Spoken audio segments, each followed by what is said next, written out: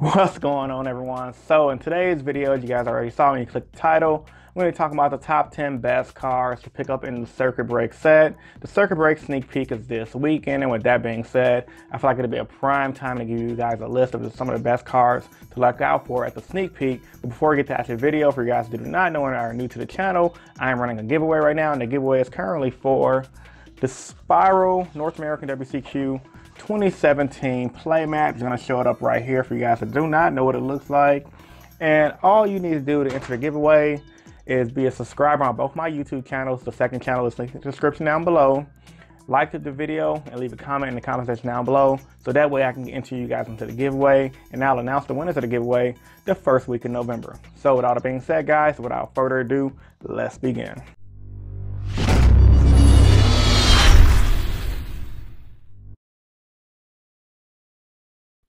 Alrighty guys, so after you guys enjoyed the video, make sure to hit the description down below and check out the Innovation Yu-Gi-Oh! Amazon page for all of your Yu-Gi-Oh! Needs.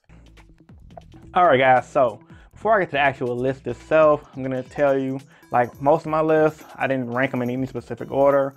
1 is not better than 10, 10 is not better than 1. I mean, obviously some cards are more powerful than others, but I think all these cards have a really great potential for the future to come.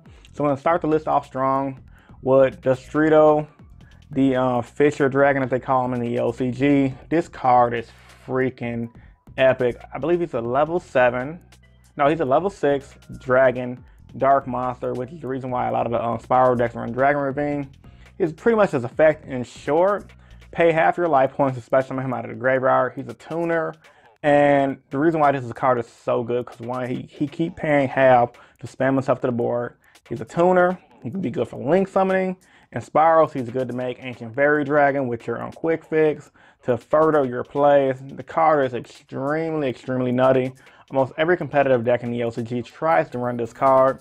And even in non-competitive decks, you probably could just tribute him off. I mean, I don't have the exact effect in detail because I'm just going based off memory. But the fact that he spams himself to the field is very good. So with that being said, definitely be on the lookout for him in the TCG. Apparently he's an ultra rare in the TCG, and he was a rare in Japan, go figure, the rarity bump. But I'm not mad at that because he's a really great card that deserves a high rarity. Number 9, our good old friend, Struggling Battle. Now, Struggling Battle, I've been talking about this card for weeks now. I know it's a fact off the top of my head. The end of the battle phase, if your opponent still got a big board and they try to attack you your life points directly, or just try to attack you and kill you directly in general, you banish their entire board. What's not more broken than that? If you resolve it, you pretty much just gonna win and out the opponent's board because you're banishing everything. A lot of it kind of reminds me of Drowning Morphorus, which is you can catch him with the drowning. It's pretty much GG no re, and the fact that you activate Struggling Battle from your hand makes it so epic. It reminds me of the days when your opponent used to attack you with Gores. You drop the Gores and like crap. So yeah, Struggling Battle is definitely a great card to pick up out of the set. And it definitely should be a card you guys should be worried about because it's going to shift the meta, as I stated in my video when I talked about Circuit Break shifting the meta and how people play the game. Number 8, Spiral to Double Helix. Now, I got a little excited talking about Double Helix because Spiral to Double Helix made my favorite archetype at the moment go from tier 2 casual to tier 1 pro status in just one crazy week. And Spiral to Double Helix is really good simply just due to the fact that it spams Spiral monsters from your deck to the field, most notably Spiral Master Plan, which helps you start your combos and can lead you into extra linking the opponent and spamming link monsters to the board. Spiral's recoverability and recursion ability is crazy. So with that being said, I have a Double Helix on this list in general because it's just that good. Number 7, number 41, Bagooska. Now this card is a card I really hate. I think it's unfair, and I think it should be eventually banned. Simply due to the fact that it pushes Konami's Link agenda to the highest form by just promoting a monster that makes Link monsters unaffected by his main effect, which is to negate the effects of all monsters on the field that are shifted to defense position by his effect, because he shifts them to defense position, negate their effects. And honestly, he's just too freaking powerful. I mean, come on now. A walking skill drain Konami that magically makes Link monsters smile because they can't get hit by it. It's just obviously forcing people to buy into Links, and I don't like that about Bagooska.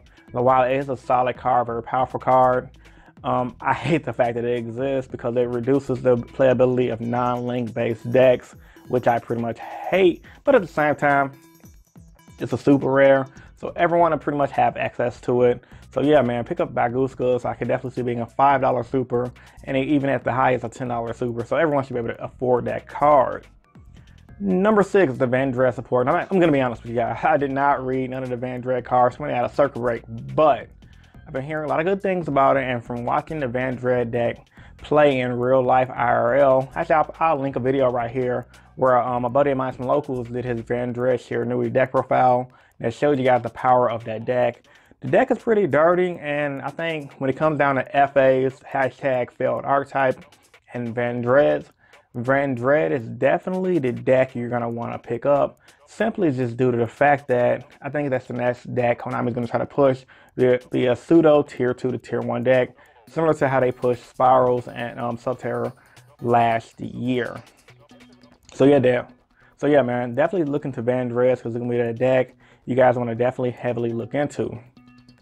Number 5, Metaverse. Now, Metaverse, pick up these, buy them out, get as many copies as you guys want and can get, simply just due to the fact that in the OCG, they reduced terraforming down to 1, and I could definitely predict that happening in TCG eventually. And when that does happen, Metaverse will be the next best thing. Now, granted, in the OCG, we do have a card called Set Rotation, which pretty much spam field spells to the field, and it's pretty much, in all intents and purposes, a better Metaverse because it helps you combo and it's a spell card. Well, TCG, as we already know, like to do things different than the OCG when it comes down to making lists, making ban lists, and etc. So I won't be surprised if TCG did something like ban terraforming, hit Set Rotation down to 1. If you guys that play a lot of decks that are based around field spells, you definitely are going to want to pick up Metaverse and have Metaverse, at least a play set to just sit on, because you can never know when Konami will limit these other cards and decks. And for you guys that do not know what Metaverse does, it's a trap card. You activate it, a field spell from your deck to the field or add it to your hand. Very simple and very good effect. Oh yeah, man, definitely pick up Metaverse because it'll be a good card. Number 4, Borreload Dragon, or as I like to call it, Blow-a-Load Dragon. That name, the card name is freaking hilarious to me. Borreload Dragon, yeah. Blow-a-Load Dragon. All right, anyway, let me get back to being serious right here. Cannot start making jokes. Okay, so pretty much it's a link monster, 3,000 attack. I cannot remember his defense to save his life, but I do know his first effect is, well, first you need at least 3 monsters to make him, and he has that -4 thing, meaning he need 4 monsters to make him, but you can obviously bring him out with less monsters. Very similar to Firewall Dragon. And while obviously Firewall Dragon is the cream of the cream, this is a good pseudo budget option. First effect, he can reduce monsters on a board, attack by 500. That effect can be chained to, I mean, like, it matters. Can definitely help you in the damage step. When he attacks a monster, you can take control of that monster, put it in a zone that he points to, and keep control of it, that monster, until the end of the turn or something like that, or it goes to the graveyard. That part's pretty cool. It's something to do with the fact that if you can't afford a Firewall Dragon, you want to play a card that's kind of good, because you got the space, why not play it? I don't see the card being expensive either because it's not played nowhere in the OCG. So with that being said, it's one of those cards that I say pick up now because it could potentially be a link staple in the future. Number 3. Now this is one of my definitely budget pickups because it's going to be a common for sure. It might be even a super rare or rare, but I think this card has a F-load of potential. And that card is Nimble Beaver. Yes, I'm not trolling. Nimble Beaver. Very simple effect. It's a level 2 monster. When you normal summon him, special summon another Nimble Beaver from your deck or graveyard. Level 2 water type monster. Why is this good? Because it's a one card Mass Star Boy. He gets the beavers out of the graveyard to spam out for your link plays. So overall, he supports the link mechanic as a whole. He very reminds me of Tour Guide. And you guys remember how good Tour Guide was?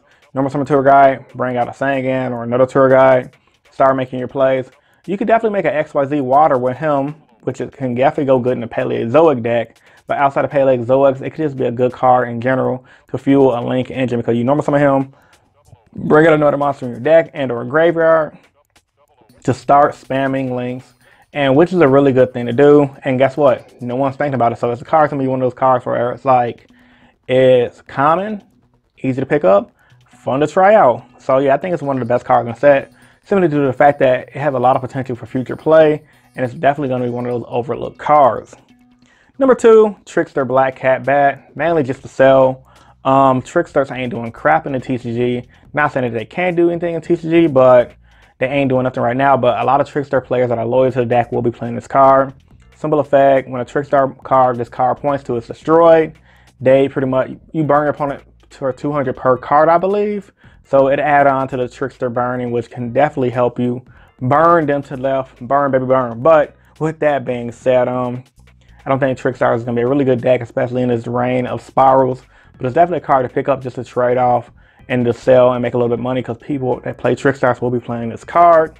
And last but not least, the last card I have on this list to be picking up at a circuit break will be Shutdown. Now, Shutdown is a card that I believe a few YouTubers like Nimble reviewed back when the card was first announced.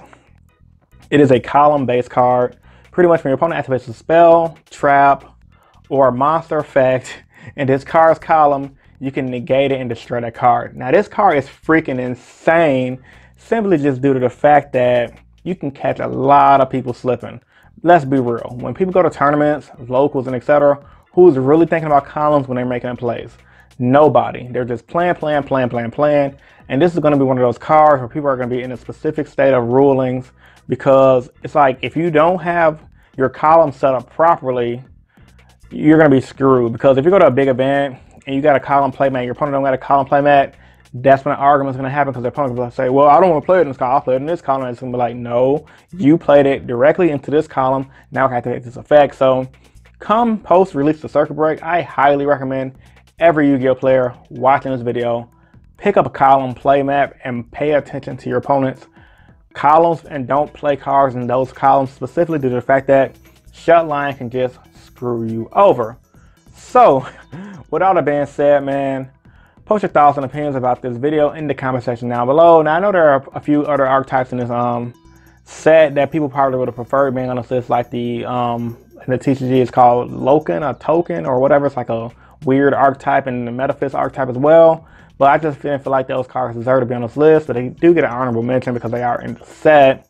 But I just don't see me doing anything in the LCG. So with that being said, I had to go based on my own opinions when making this list. But if you guys felt like those cards should have been on this list, post that in the comment section down below. So yeah, man, subscribe if you haven't. This is Innovation Yu-Gi-Oh, and I'm signing out. Peace, guys. Stay innovative. Deuces.